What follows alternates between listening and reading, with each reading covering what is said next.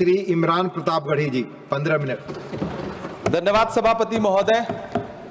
कभी सुदामा पांडे धूमिल जी ने कहा था कि एक आदमी रोटी बेलता है, एक आदमी रोटी खाता है, एक तीसरा आदमी भी है जो न रोटी बेलता है न रोटी खाता है, वो सिर्फ रोटी से खेलता है। वो तीसरा आदमी कौन है? मेरे देश की संसद मौन है। सभापति महोदय, वो भी क्या दिन थे जब संसद में देश का बजट पेश होता था तो देश की सड़कें ठहर जाया करती थीं। रेल बजट पेश होता था तो लोगों की उम्मीदें रेल के डिब्बों की तरह पटरियों पर दौड़ने लगती थीं। पूरा देश धड़कने रोक करके वित्त मंत्री और रेल मंत्री को सुना करता था। अफसोस, अब बजट पेश हो जाता है, मीडिया चैनल सरकार का महिमा मंडन करते हैं और बेचारी जनता बजट के आंकड़ों के शब्द जाल में उलझी हुई महीनों बाद समझ पाती है कि उसका तो फिर से कट गया। सभापति महोदय, पिछले 2 साल अमृतकालीन बजट पेश किए गए और इस बार एक नई शब्दावली गढ़ी गई है, तुष्टीकरण बनाम संतुष्टीकरण का बजट। सभापति महोदय, सुनने में कितना अलंकारिक लगता है ये शब्द। सोच रहा हूं देश की वित्त मंत्री और प्रधानमंत्री जी से पूछूं कि आखिर किसकी संतुष्टि? जिस बजट में मनरेगा के लिए 1 रुपए की बढ़ोतरी ना हो, वही पुराना 86,000 करोड़, जबकि पहले ही 9,754 करोड़ का घाटा हो, जिस मनरेगा से करोड़ों मजदूरों के घर में चूल्हा जलता हो, उस मनरेगा में काम करने वाले गरीब मजदूरों के लिए अगर आपके खजाने से 1 रुपया भी इजाफी नहीं निकल सका तो भला कौन संतुष्ट हुआ साहब? इस देश का गरीब मजदूर या आपके उद्योगपति दोस्त? वो जो महाराष्ट्र में लोकसभा और विधानसभा के बीच में 40 लाख मतदाता बढ़ाए गए थे, अरे उन्हीं के लिए मनरेगा का थोड़ा सा बजट बढ़ा देते। क्या उसमें मनरेगा का एक भी मजदूर नहीं था? 40 लाख लोगों में सारे के सारे 12 लाख की छूट वाले से आगे के लोग थे। सभापति महोदय, कल जब वित्त मंत्री जी देश की संसद में भाषण दे रही थी तो वहां मुंबई में कोई गरीब इंसान जब अपनी जेब टटोल करके अपनी मोटरसाइकिल में 1 लीटर पेट्रोल भरवा रहा था तो उस पेट्रोल की कीमत थी 103 रुपया प्रति लीटर। आखिर इतना महंगा पेट्रोल डीजल खरीद के कौन संतुष्ट हो रहा है? इस देश के गरीब लोग या फिर सरकार के चहेते धन्ना सेठ? सभापति महोदय, वित्त मंत्री जी इस बजट को मध्यम वर्ग को संतुष्ट करने वाला बजट बता रही हैं। अरे मैडम, हम आप यहां पर बैठे रहते हैं और वहां बाहर इसी दिल्ली में 1 लीटर दूध, चाहे वो अमूल का हो या फिर मदर डेयरी का हो, उसकी कीमत 73 रुपए लीटर है। इतना महंगा बेच करके कौन संतुष्ट हो रहा है? गरीब जनता या आपके धन्ना सेठ दोस्त? सभापति महोदय, इस सरकार का बाजार और महंगाई पर कोई नियंत्रण नहीं रह गया है। चाहे देश में लहसुन 400 रुपए किलो बिक जाए, टमाटर 100 रुपए किलो बिक जाए, प्याज का दाम सुनकर आंखों में आंसू आ जाए, लेकिन वित्त मंत्री महोदया बजट में महंगाई का मां भी नहीं बोलती हैं। बच्चों की किताब और पेंसिल तक पर टैक्स लगाने वाले सरकार से मैं पूछना चाहता हूं कि आप मध्यम वर्ग का हितैषी बताते हैं खुद को, तो शर्म नहीं आती है? खुद को धार्मिक कहने वाली सरकार भगवान श्री कृष्ण के प्रिय खाद्य पदार्थों दही और मक्खन तक पर जीएसटी लगाती है और बात करती है मध्यम वर्ग की हिमायती होने की। जिंदा रहते हुए जनता से हर चीज पर टैक्स वसूलने वाली यह सरकार कम से कम मरने पर तो लोगों को बख्श देती, लेकिन नहीं, वहां भी लूटना है। अंतिम संस्कार के सामान, अगरबत्ती, धूप बत्ती, केवड़ा जल, चंदन पाउडर, जौ, बताशा, काला तिल, पंचरत्न, कपूर और कफन तक पर टैक्स लेने वाली यह सरकार किस मुंह से खुद को मध्यम वर्ग का हितैषी बताती है? कौन सी संतुष्टि? किसकी संतुष्टि? कदम कदम पर टैक्स देकर लुटने वाली जनता की या फिर जनता से टैक्स वसूल करके धन्ना सेठों का खजाना भरने वाली सरकार की? किसकी संतुष्टि? सभापति महोदय, 18 अगस्त 2015 आरा का बिहार का ऐतिहासिक मैदान, सजा हुआ मंच, हजारों की भीड़ और सामने खड़े हुए देश के प्रधानमंत्री का भाषण। बिहार के भाइयों बहनों, आज मैं बिहार के लिए पैकेज की घोषणा कर रहा हूं। 50,000 करोड़ कर दूं कि ज्यादा कर दूं? अखिलेश भाई, 60,000 करोड़ कर दूं कि ज्यादा कर दूं? 70,000 करोड़ कर दूं कि ज्यादा कर दूं? 80,000 करोड़ कर दूं कि ज्यादा कर दूं? चलो, मैं बिहार को 1.25 लाख करोड़ का पैकेज दे रहा हूं। 10 साल हो गए सभापति महोदय, वही ढाक के 3 पात, बिहार आज भी विकास की बाट जोह रहा है। भाषण आज भी प्रधानमंत्री जी के यूट्यूब चैनल पर सुना जा सकता है। जो झूठ बोल के करता है मुतमईन सबको, वो झूठ बोल के खुद मुतमईन नहीं होता। सभापति महोदय, ये तो राहुल जी का असर है। कौन सा शब्द सर, कौन सा शब्द? झूठ। ठीक है सर, मिथ्या बोल करके, जो मिथ्या बोल के करता है मुतमईन सबको, वो मिथ्या बोल के खुद मुतमईन नहीं होता। ये राहुल जी का असर है। जो मखाना बोर्ड की घोषणा हुई, अखिलेश जी आपको याद होगा, भारत जोड़ो न्याय यात्रा में 30 जनवरी 2024 को बिहार के रंगभूमि मैदान में राहुल गांधी जी का पूर्णिया में भाषण था और उसमें मखाना को लेकर उन्होंने आवाज उठाई थी। यह उनका असर है कि आपको मखाना बोर्ड बनाना पड़ा, वरना तो आप मैखाना बोर्ड बनाने वाले लोग हैं। सभापति महोदय, बिहार को झूठे पैकेज और चुनावी दिलासे देना बंद करिए।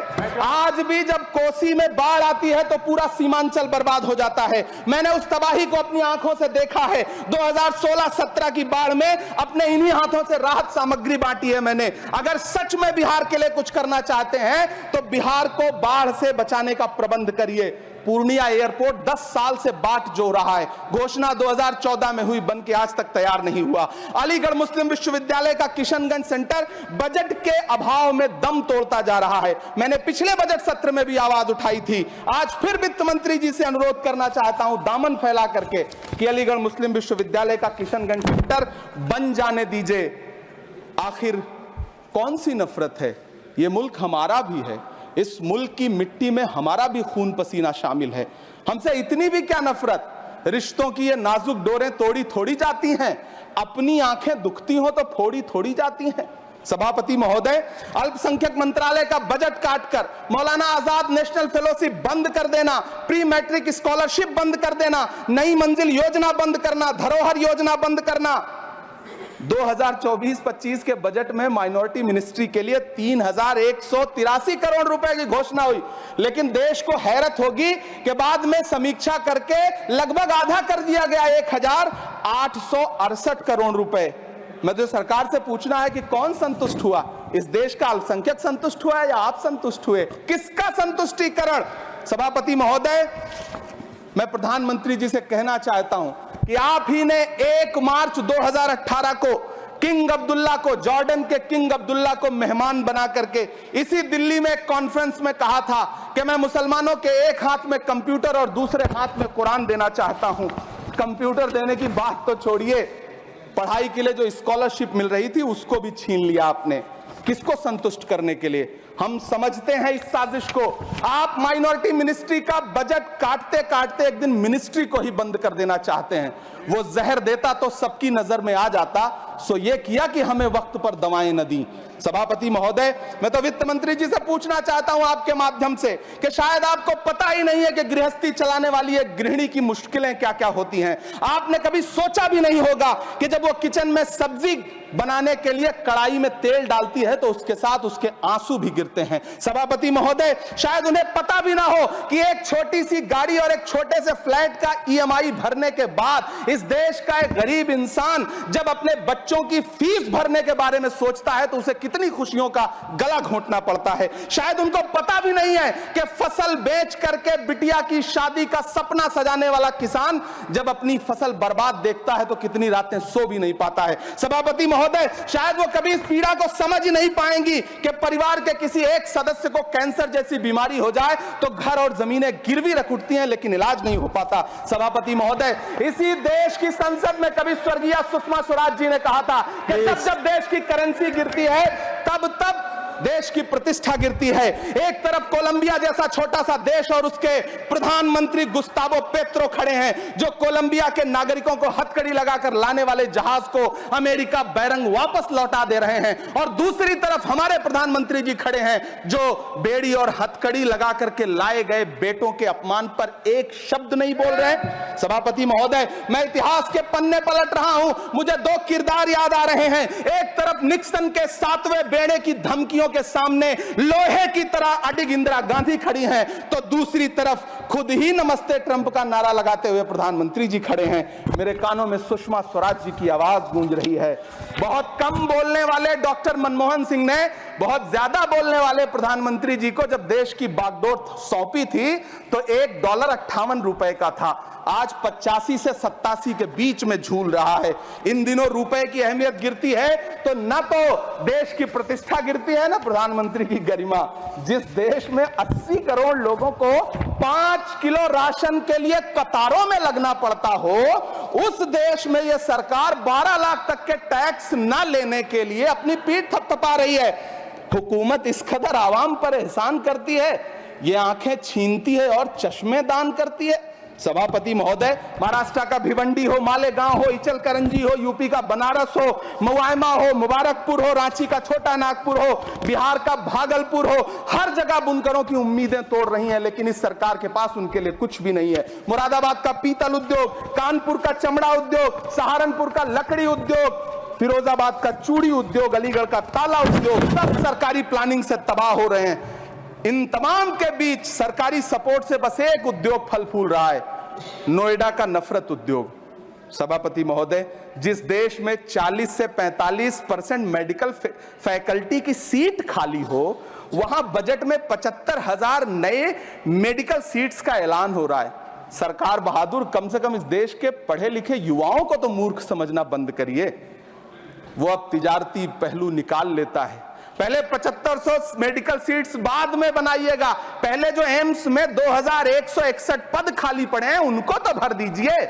वो अब तिजारती पहलू निकाल लेता है। मैं कुछ कहूं तो तराजू निकाल लेता है। मैं इसलिए भी तेरे फन की कद्र करता हूं तो झूठ बोल के आंसू निकाल लेता है। सभापति महोदय, फिर झूठ आया है, मैं उसे मिथ्या कर दे रहा हूं। शायरी में बार बार आ जाता है, क्या करूं महोदय। काश ये बजट, सभापति महोदय, वो एक शब्द मैं मिथ्या कर दे रहा हूं सर, वो एक शब्द को हटा दीजिए। ध्यान रखें, ऐसे जो भी शब्द होंगे आपके भाषण में सभापति महोदय, काश ये बजट बीपीएससी के पेपर लीक की शिकायत करने वाले नौजवानों पर बरसती हुई पुलिस के लाठियों पे, जख्मों पर मरहम लगा पाता। सभापति महोदय, पिछले 80 दिन से 70 साल का एक बुजुर्ग एमएसपी की लीगल गारंटी मांगता हुआ आमरण अनशन पे बैठा हुआ है। काश ये बजट किसान नेता जगजीत डल्लेवाल की टूटती हुई सांसों की पीड़ा सुन पाता। काश ये बजट प्रतियोगी परीक्षाओं की तैयारी के लिए दिल्ली, कोटा, पटना, अहमदाबाद जैसे शहरों में, इलाहाबाद जैसे शहरों में किताबों के साथ गल रहे युवाओं के सपनों को जिंदगी दे पाता। काश ये बजट वंदे भारत के सुनहरे विजुअल के बजाय देश की गरीब जनता को कुछ और पैसेंजर ट्रेनें दे पाता। काश ये बजट सीनियर सिटीजन को ट्रेन टिकटों में मिलने वाली रियायतें वापस लौटा पाता, जिनको सरकार ने कोविड के नाम पे छीन लिया था।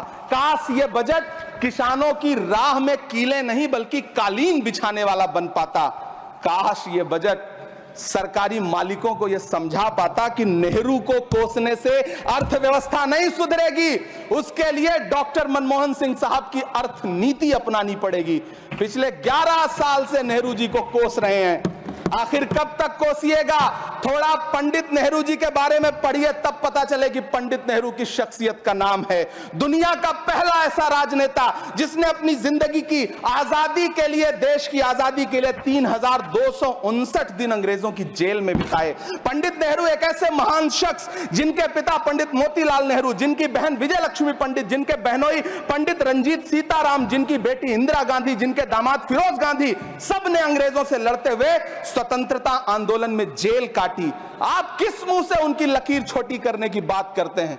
नहीं कर पाइएगा, 7 जन्मों में नहीं कर पाइएगा, क्योंकि जिस्म की मौत कोई मौत नहीं होती है। जिस्म मिट जाने से इंसान नहीं मर जाते, धड़कने रुकने से अरमान नहीं मर जाते, सांसें थम जाने से ऐलान नहीं मर जाते।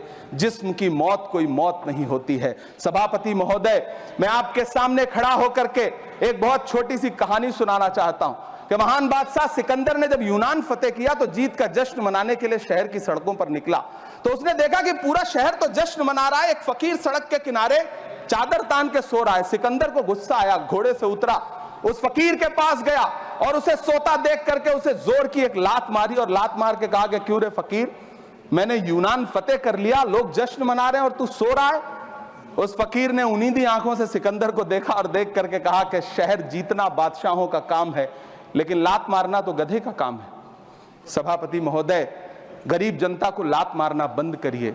ये अमीरों के लिए बनाया गया बजट है, ये निराशाजनक बजट है। हम अमृतकाल सुनते आ रहे थे, ये अमृतकाल इतनी जल्दी समाप्त हो गया कि अब अमृतकाल का कोई नाम तक नहीं लेना चाहता है। इसलिए मैं इस सदन में खड़ा होकर के देश की वित्त मंत्री महोदया से कहना चाहता हूं कि आपने अल्पसंख्यकों के बजट में जो कटौती की है उसको बहाल करिए। आपने मनरेगा को जो स्थिर रखा है उसका घाटा 9,754 करोड़ है, कम से कम उतना बढ़ा करके फिर से उसे बहाल करिए। नौजवानों के लिए रोजगार दीजिए, किसानों को एमएसपी की लीगल गारंटी दीजिए। यही मैं आपसे अपील कर रहा हूं। धन्यवाद सर, आपने इतना जो समय दिया उसके लिए शुक्रिया।